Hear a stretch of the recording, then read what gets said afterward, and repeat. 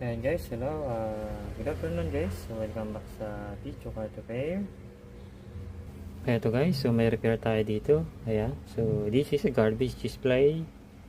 Ayan. So ito pa ang mga cleaning process natin. So show ko lang sa inyo kung gaano kaganda ang repair dito sa atin sa Picho Car Repair.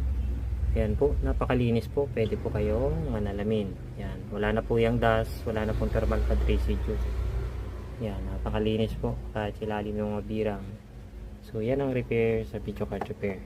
So this is Galax 1660 garbage display. And then this is ano naman ito, Gigabyte 3080 Ti 12GB.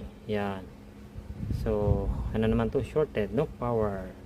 Yan, pwede kayo manalamin sa kintab niya at sa linis. Okay, wala na yung thermal pad residue. Yeah. So you can see. Yeah. So this is no power.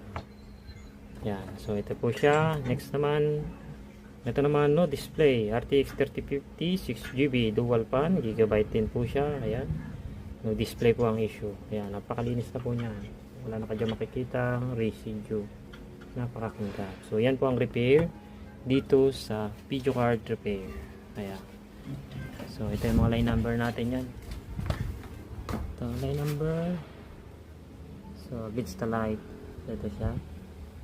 3224 tsaka 3217. Yeah. Then 3222. Yeah. So yun po yung mga repair natin. Okay.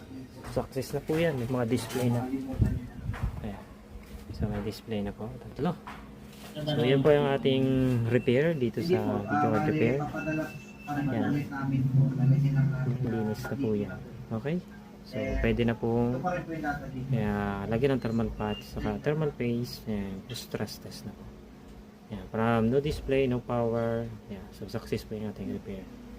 So malinis na malinis po. Bago lumabas dito sa ating sa Picho Car Repair, ay ganyan po yung ating 14 stage of cleaning process na talagang napakaganda at napakalinis. Ayan, so yan na po ang ating update sa repair as of today, June 4, 2025, 4 PM. Okay, so thank you for watching. This is Tech Jonathan. Bye for now.